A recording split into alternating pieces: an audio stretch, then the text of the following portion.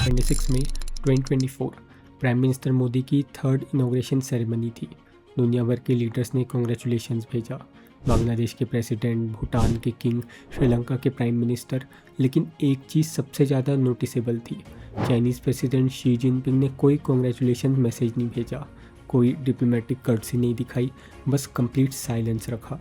लेकिन जो ज़्यादा लोगों ने मिस किया, ये इंसल्ट मोदी जी के लिए नहीं थी, ये एक्चुअली मोदी जी की स्ट्रैटेजी थी और वो परफेक्टली काम कर रही थी। क्योंकि कुछ दिन पहले मोदी जी ने एक ब्रिलियंट मूव किया था। जब ताइवान के प्रेसिडेंट ला शीते ने उनको कॉन्ग्रेचुलेट किया, मोदी जी ने पब्लिकली उसको एक्नॉलेज किया। एक ऐसा स्टेप जो गारंटीड था चाइना को प्रोवोक करने के लिए। शी का साइलेंस इंसल्ट नहीं था, ये एक रिएक्शन था। मतलब चाइना मोदी जी के मूव्स के रिस्पॉन्स में रिएक्ट कर रहा था instead of Modi ji reacting to China. Exactly यही स्ट्रैटेजी 209 साल पहले नेपोलियन बोनापार्ट को डिस्ट्रॉय कर गई थी। 1815 में मास्टर डिप्लोमेट टेलीरैंड ने यूरोप भर नेपोलियन को चेज़ नहीं किया, उसने एक परफेक्ट ट्रैप बनाया और नेपोलियन को अपने पास आने पर मजबूर किया। रिजल्ट ये हुआ कि नेपोलियन सीधे वाटरलू में फंस गया और हमेशा के लिए एक्साइल हो गया। आज भी ये एंशिएंट प्रिंसिपल हर जगह डोमिनेट करता है, क्रिकेट फील्ड प्लेसमेंट से लेकर स्टार्टअप एक्विजिशन तक। इंडियन कंपनीज जब अपना होम ग्राउंड एडवांटेज यूज़ करती हैं तो उनके डील विन करने के चांसेस 73% ज़्यादा होते हैं। MS धोनी की स्ट्रेटेजिक फील्ड पोजीशनिंग साइकोलॉजी ने मैचेस जीत लिए थे बॉलर्स के बॉल डालने से पहले ही। Welcome to the 8th law of power. 8th law of power कहता है, make other people come to you, use bait if necessary. आज हम देख रहे हैं कैसे ये strategy modern Indian politics, business और स्पोर्ट्स को शेप करती है और कैसे आप इसको अपनी लाइफ ट्रांसफॉर्म करने के लिए यूज़ कर सकते हो। आपको एक ऐसी स्टोरी सुनाता हूँ जो हर स्ट्रेटेजिक थिंकर को समझनी चाहिए, क्योंकि ये रिवील करता है वो एग्जैक्ट साइकोलॉजी जो बताती है कि दूसरों को अपने पास बुलाना ही अल्टीमेट पावर है। 1814 कांग्रेस ऑफ वियना। यूरोप के बड़े पावर्स नेपोलियन के गिरे हुए एम्पायर को कार्व कर रहे थे, लेकिन सबके मन में एक डर था, क्योंकि नेपोलियन मरा नहीं था, बस एग्जाइल हुआ था एल्बा पे, इटली के कोस्ट के एक छोटे से आइलैंड पर। जब बाकी के स्टेट्समैन पैनिक कर रहे थे नेपोलियन अब क्या करेगा, तब टेलीरैंड, फ्रांस के फॉर्मर प्राइम मिनिस्टर, बिल्कुल काम थे, क्योंकि उनके पास एक ऐसा सीक्रेट था जो और किसी को नहीं पता था। टेलीरैंड ने एक सीक्रेटली बेट सेट किया। ऑस्ट्रेलियन जनरल कॉलर के थ्रू उसने ये बात फैलाई कि यूरोपियन पावर्स नेपोलियन को वापस वेलकम करेंगे। उसने आइडिया प्लान किया कि एस्केप पॉसिबल है। फ्रांस अपने एम्परर को मिस कर रहा है और ग्लोरी उसका इंतज़ार कर रही है। 26 फरवरी 1815 नेपोलियन एल्बा से एस्केप करता है 900 सोल्जर्स के साथ। लेकिन ये रैंडम डेस्परेशन नहीं था, ये एग्जैक्टली वो था जो टेलीरैंड चाहता था। उसने एक परफेक्ट ट्रैप बनाया था और नेपोलियन को अपने पास बुलाया। सबसे ब्रिलियंट पार्ट ये था, नेपोलियन सोच रहा था कि वो इनिशिएटिव ले रहा है, उसको लग रहा था कि कंट्रोल उसके हाथों में है, बोल्ड मूव्स ले रहा है, अपनी डेस्टिनी रिकैप्चर कर रहा है। लेकिन हर स्टेप पहले से टेलीरैंड के कोरियोग्राफी का पार्ट था। रिजल्ट ये हुआ कि नेपोलियन के 100 डेज एंड हुए वाटरलू पे। इस बार उसके एनिमीज़ ने अपना लेसन सीख लिया था। परमानेंट एग्जाइल सेंट हेलेना पे, एक आइलैंड जो मेनलैंड से 1200 माइल्स दूर था। 8th लॉ हमें क्रूशियल चीज़ सिखाता है ह्यूमन साइकोलॉजी के बारे में।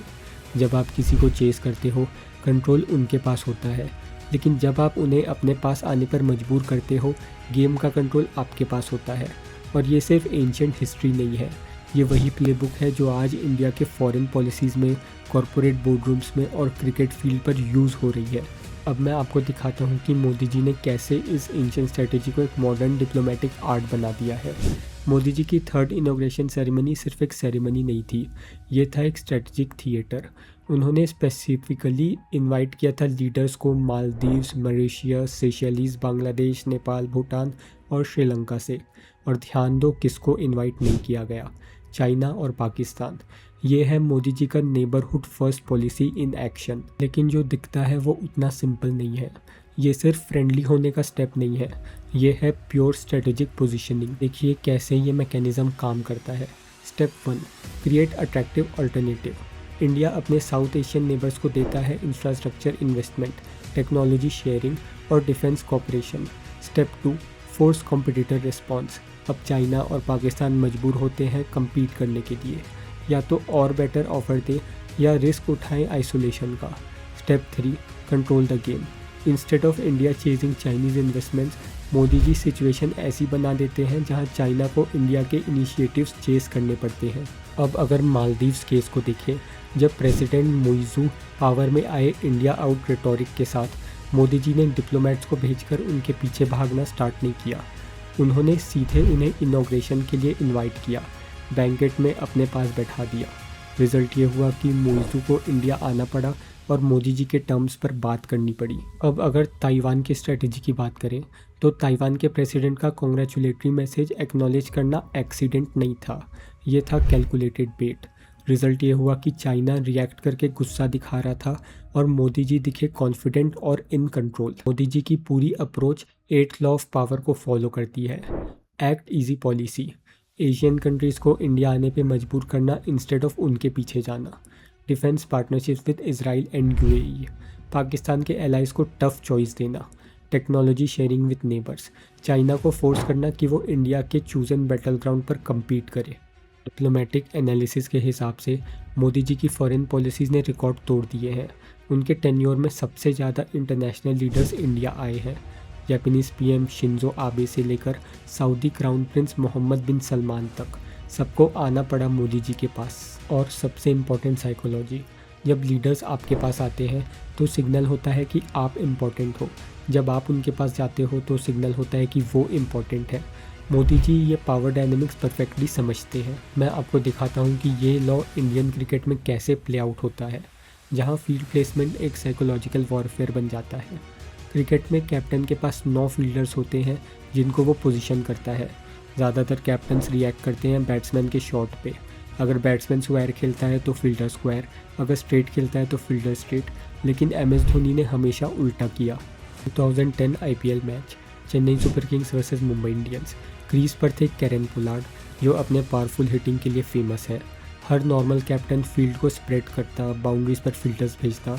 धोनी ने अनएक्सपेक्टेड मूव किया। उसने मैथ्यू हेडन को रखा मिड ऑफ पर, एग्जैक्टली उस जगह जहां से स्ट्रेट ड्राइव निकलता। यहाँ धोनी का जीनियस समझिए, वो रिएक्ट नहीं कर रहा था पोलार्ड के शॉट पे। उसने ऐसा सेटअप क्रिएट किया था जिसमें पोलार्ड को रिएक्ट करना पड़ा। फील्ड प्लेसमेंट खुद प्रेशर क्रिएट करता है। बैट्समैन के दिमाग में डाउट डालता है कि यहाँ फील्डर क्यों है, क्या ये कोई ट्रैप है, और अगर मैं यहाँ शॉट खेलता हूँ तो क्या मैं आउट हो जाऊँगा। पोलार्ड ने ओवरथिंक किया, अपना नेचुरल गेम छोड़ दिया और बॉल सीधे हेडन के हाथ में दे दिया। सीएसके वो मैच जीत गया। धोनी के फील्ड प्लेसमेंट एग्जैक्टली 8 लॉ के प्रिंसिपल्स को फॉलो करते थे।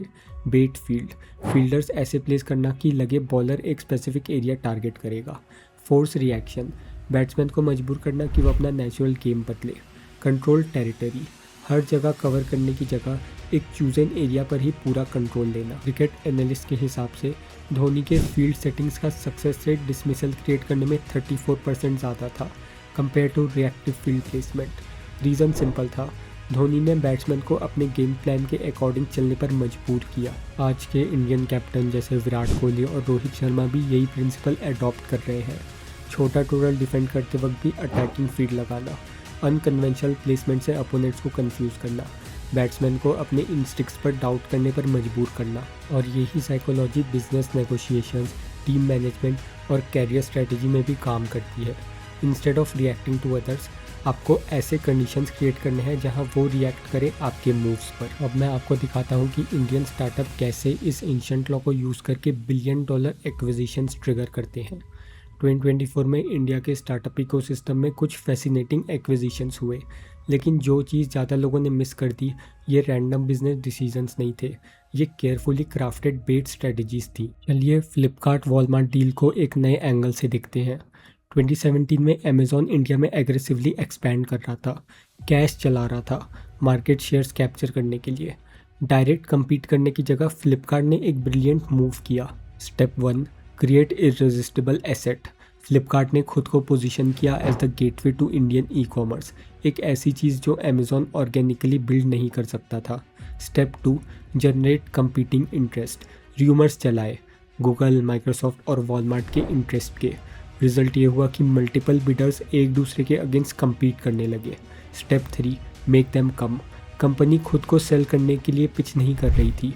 फ्लिपकार्ट ने बायर्स को मजबूर किया कि वो खुद आए और हायर ऑफर्स करें। सिंपल साइकोलॉजी, जब आप खुद बायर के पास जाते हो, लेवरेज लूज़ कर देते हो। जब बायर आपके पास आता है और कम्पीट करता है, तब आप जीत जाते हो। ब्राउस्टैक और बर्ड ईट बग एक्विजिशन की बात करें तो ब्राउस्टैक ने चेज़ नहीं किया। उन्होंने अपनी मार्केट पोजीशन इतनी डोमिनेंट बना ली कि बर्ड ईट्स बग का टेक उनकी स्ट्रैटेजी के लिए एसेंशियल बन गया। कृत्रिम और भारत सहायक एक्विजिशन की बात करें तो कृत्रिम ने अपने एआई पोजीशनिंग इतनी स्ट्रॉन्ग बना ली कि गवर्नमेंट फोकस एआई कैपेबिलिटीज़ इररेजिस्टिबल हो गई। रिजल्ट ये हुआ कि समाग्र खुद डील लेके आया। इंडियन स्टार्टअप्स अब बार बार स्ट्रेटेजिक पोजीशनिंग को बेट की तरह यूज़ करते हैं।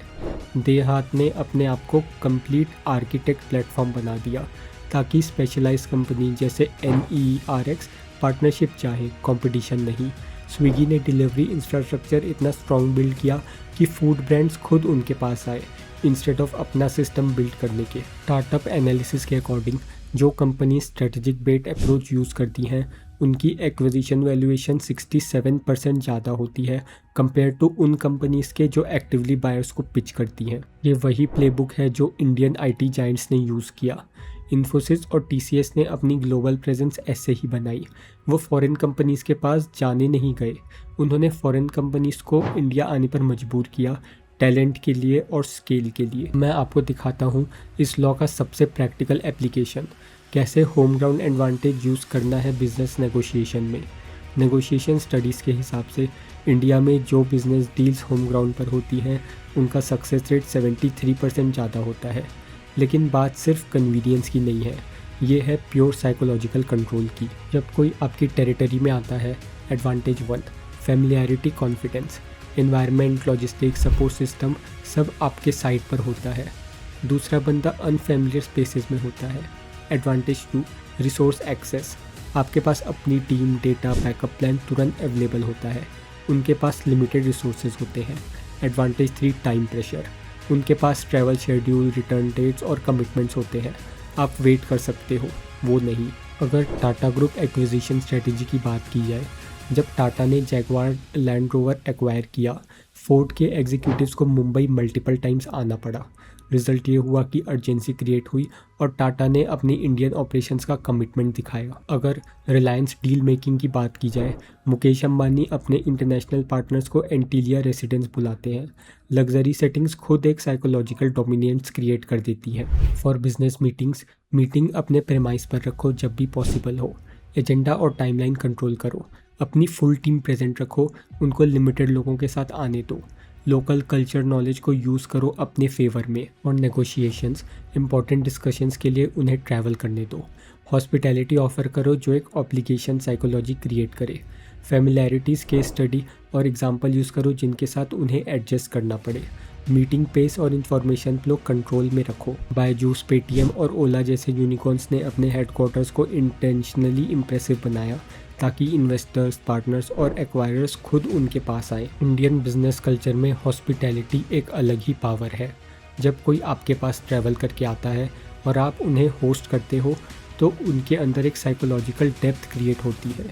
रिजल्ट ये होता है कि नेगोशिएशंस में वो ज़्यादा एकोमोडेटिंग बन जाते हैं। बिजनेस स्कूल के डेटा के अकॉर्डिंग इंडिया में होम ग्राउंड नेगोशिएशन का रिजल्ट होता है 23% better terms on average, 45% deal closure, 67% higher long term relationship satisfaction.